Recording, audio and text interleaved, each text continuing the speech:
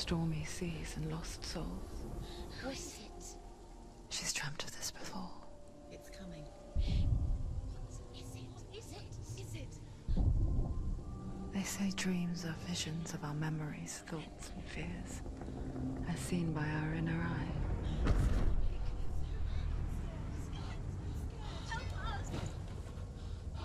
But what if each one of us is always dreaming, even when awake? And we only see what our inner eye creates for us. Is this what hell is? A world shaped by Senua's nightmares. Maybe that's why people fear seeing the world through her eyes. Yes, she's scared. Because if you believe that Senua's reality is twisted, you must accept that yours might be too.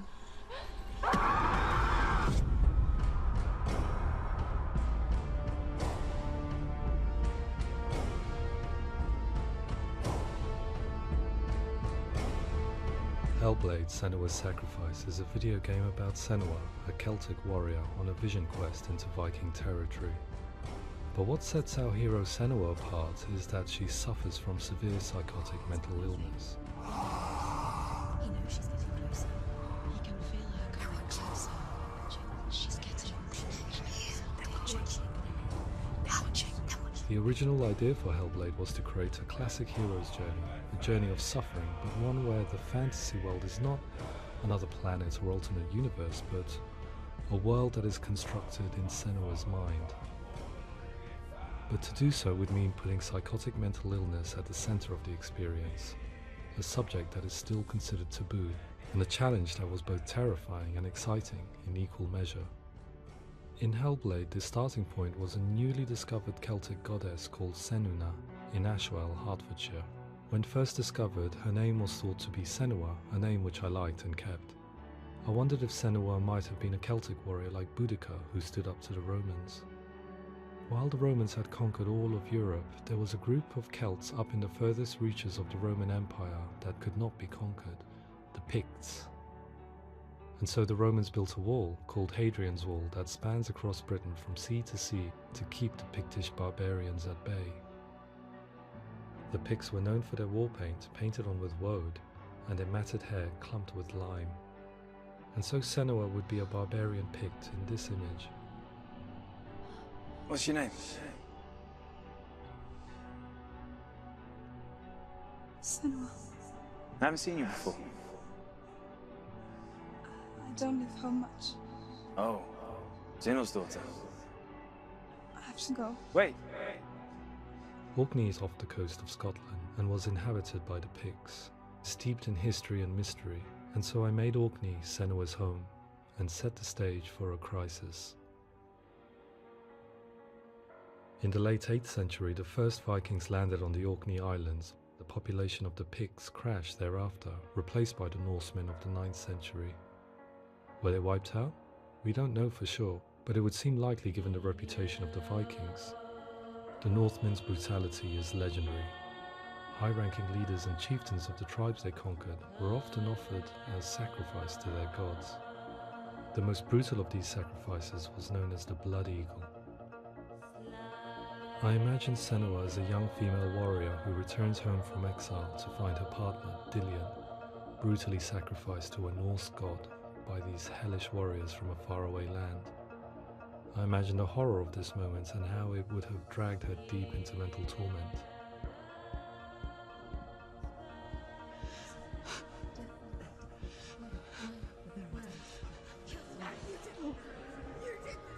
No!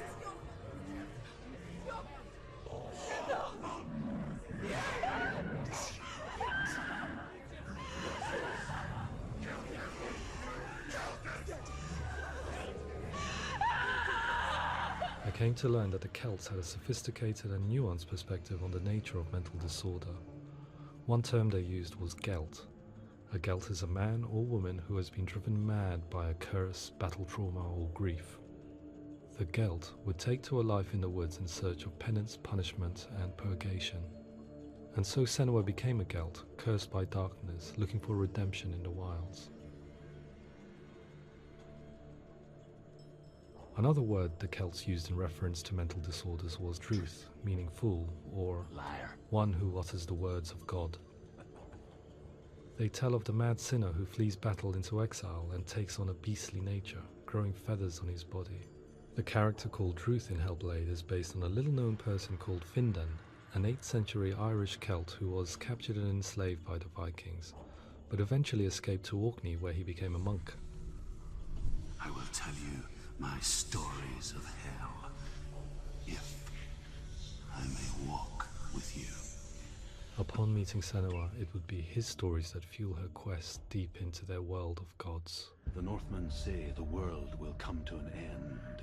The sun will grow black, the earth will sink into the sea, the stars will disappear, fire and water will meet, flames will play against the sky, the heavens and earth and all the world will be burned, all the gods will be dead, and the warriors of Valhalla and people everywhere.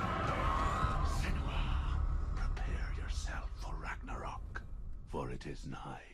So the stage was set for a new adventure, a journey into the Norse underworld called Hell, a vision quest fueled by madness and myth, a fantasy that was created by Senua's own mind, and one that we would experience through her eyes. This is your mission. This is your quest. There is nothing else left.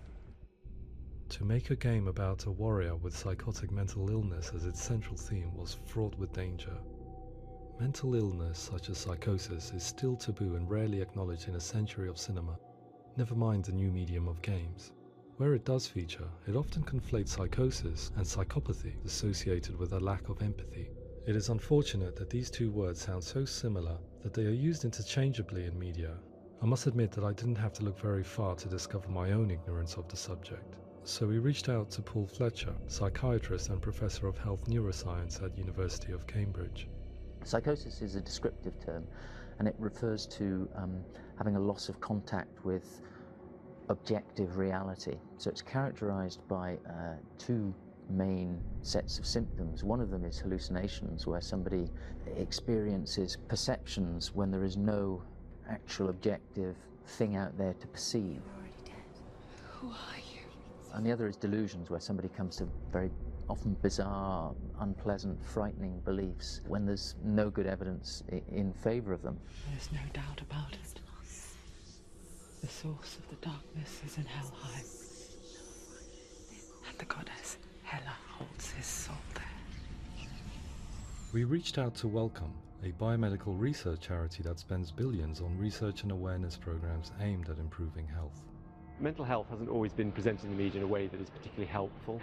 It can be challenging to engage people with the subject matter, and there are a lot of preconceived ideas about mental health, and particularly schizophrenia and psychosis. So we hope our support allows the team to continue to collaborate with Paul Fletcher and with those who have experience of psychosis to create a game that provides a fresh perspective on the condition and allows audiences to engage with it in a way that just wouldn't be possible in any other medium.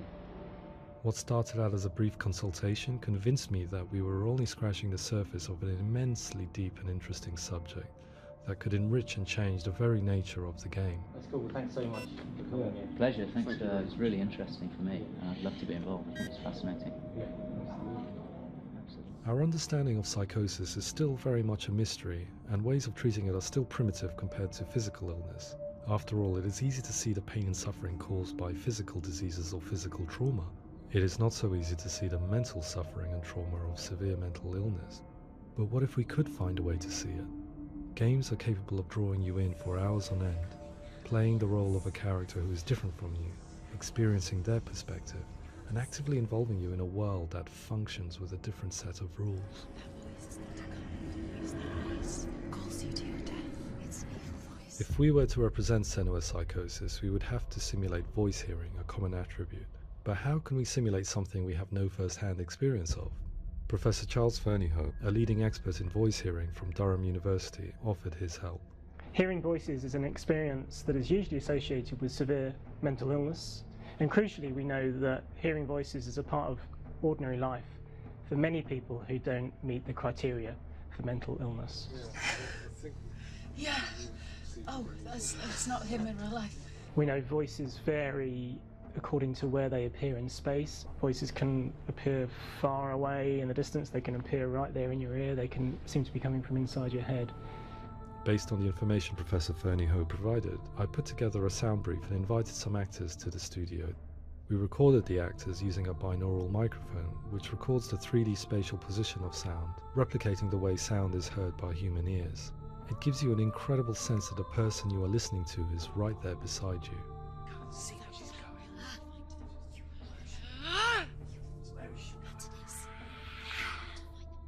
Rachel Waddingham from the Voice Collective came to our studio with 2 young voice hearers to speak to our team.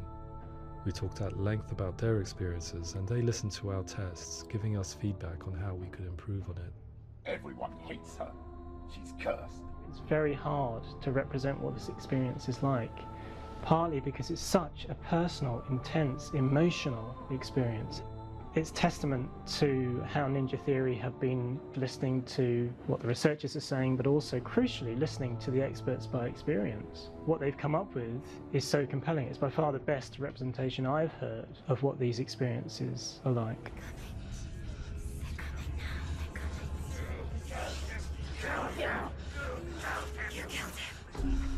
Other common attributes of psychosis are visions and flashbacks. We met with Recovery College East, who work with and care for people recovering from severe mental disorders. A group of service users gave us their first-hand account of what they experience. Sometimes when the visions or what we're seeing is too much, it becomes more difficult until eventually we perhaps don't see anything. The people we spoke to, the stories they told, were fascinating, harrowing and mind-boggling. The reality of what people experienced was vivid, far exceeding what I could possibly have imagined. We went away itching to represent some of these visions and flashbacks in the game. As we all know, my heart is so, love is so far away.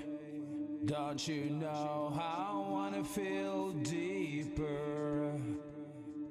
I could never know how you grow, all these days are killing me. Now I see deep in me insanity does unfold.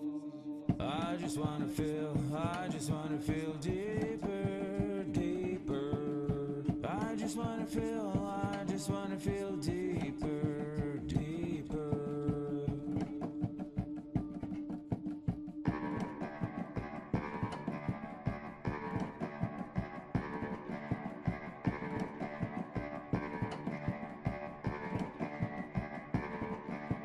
As we all know, my heart is so, love is so far away. Don't you know how I wanna feel deeper? I could never know how you grow, all these days are killing me. Feel like this, read like this, I just wanna live, that's all. I just wanna feel deeper, deeper. I just wanna feel deeper, deeper.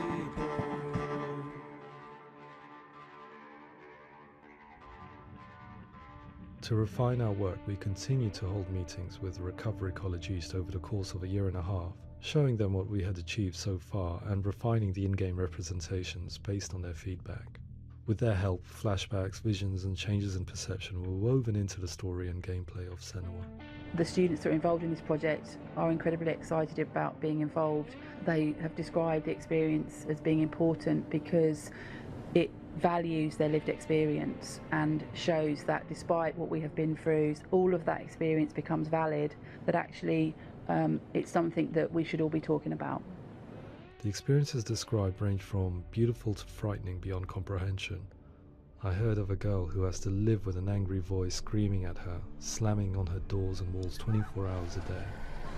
I met someone who would often see hanging corpses in a room, so real that she would sometimes try to rescue them. The panic and fear that comes with such visions is entirely understandable, and it can be a living horror for some.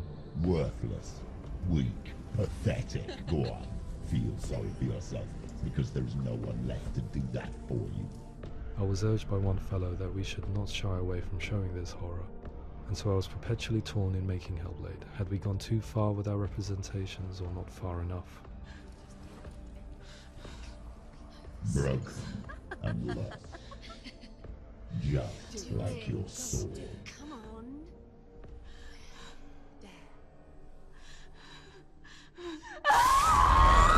In some ways, voice hearing and visions were the low-hanging fruit, so to speak. There's another aspect of psychosis that is much harder to explain, but one that I think video games are uniquely able to represent, which are often called delusions. People begin to see patterns in the world. They begin to link things that most people wouldn't link. Most of the things that we might think would be coincidence or, not worth commenting on. Nevertheless, that might have a particular salience or importance for them. One individual described how everyday words, sounds, colours and objects were steeped in meaning to him, forming a strange and sinister puzzle that he was determined to solve but could not quite get to the bottom of. It's not just brain dysfunction. It's not like the system shut down. It's actually an incredibly creative process. The person creates a world populated with voices and phantasms and terrors, and they're completely immersed in it. They believe in it. We often invite people into the studio to play the game. In one of our playtests, they played through much of the game, making associations between runes, secret messages, and the threat of darkness that stalked them. There are many things that happen in the world of Hellblade that make perfect sense within the context of Senua's mind. The dark rot that's killing her slowly from within, the secret runes of the gods that block her path to Helheim, and strange associations that exist in the game to confuse you. To complete Senua's quest, you have to internalize and accept the logic and meaning behind these things to progress. Afterwards, they said that they didn't see much evidence of mental illness in the game. People with delusions of all sorts would argue the same thing, that they are not aware of their experience being abnormal in any way. I need this sword. It's important. Representing perception changes and thinking patterns within Hellblade gives us a set of symptoms common in psychosis. But people with lived experience were keen to emphasize another point, that it is wrong to define a person by their symptoms. Quite often, the illness comes not from the symptoms, but from the stigma, isolation and mistreatment that comes about from the rest of society. They say that I'm cursed. What if they're right? I needed someone to portray Senua, someone who could believably internalize her suffering.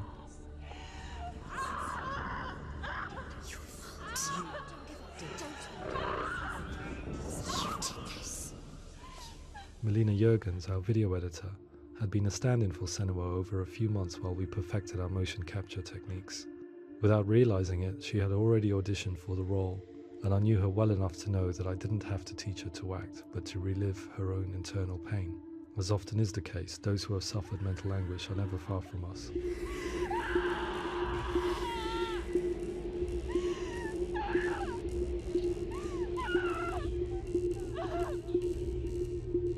My hope is that by creating a compelling and aspirational character in Senua who feels very much real, albeit in a fantasy setting, we can provide a lens into her reality, a different one to yours, and this is where storytelling comes into play.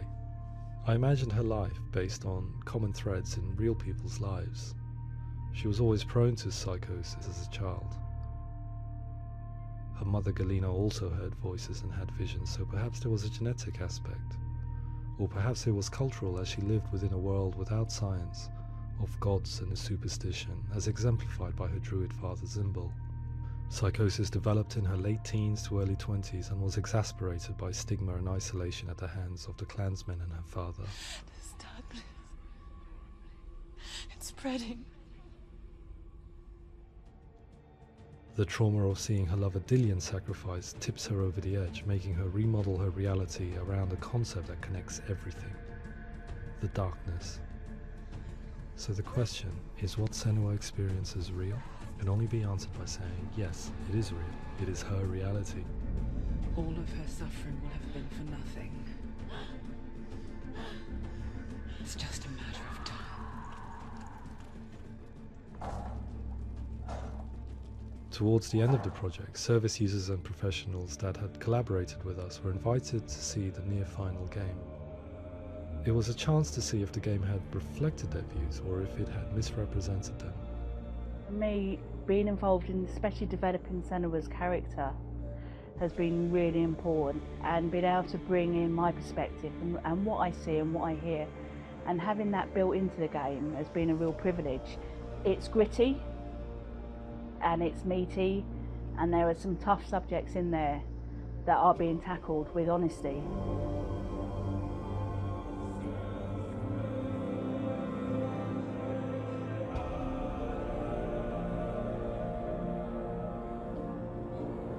I was blown away by it today, absolutely blown away. It was just fantastic to get the opportunity to use our lived experience in a very creative way. There's nothing tokenistic about the work we've put in. It feels like we've been listened to, things have been taken on board, and I think there was a lot of realism in the game itself, and it feels very authentic.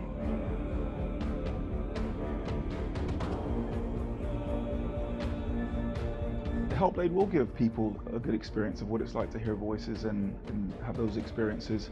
I'm glad that the guys at Ninja Theory kind of asked us to come along and help them build an experience that's positive when it comes out, and get myself a copy and have a go.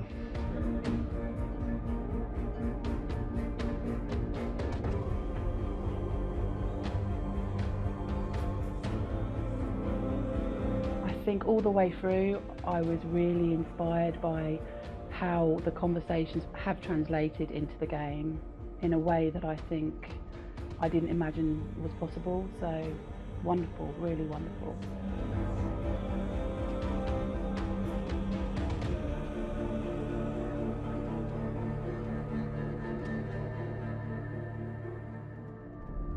I really hope that others will follow the lead they've set and use the power of something like a video game to change people's perceptions, to increase understanding, and ultimately to make some of the stigma around voice hearing and other experiences go away.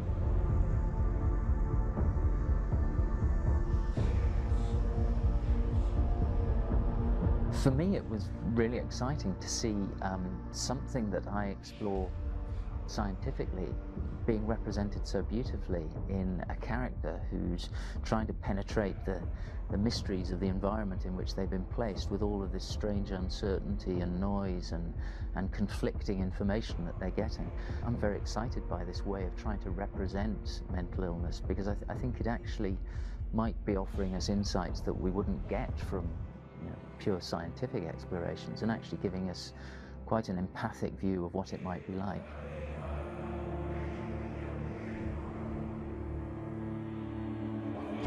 Mental illness has been with us for as long as we have been on this planet, but why? Why hasn't evolution stamped out this weakness from within our gene pool? I often pondered this question until I realized that the question had an inbuilt flaw. It assumes that being and thinking differently is a weakness.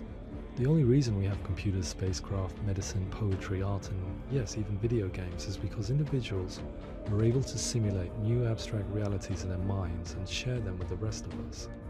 We need people to be willing to see differently in order for us to progress and survive as society. And we need to be open to these new ways of seeing. And it is this spirit that motivated me to create Senua's story and share it with you.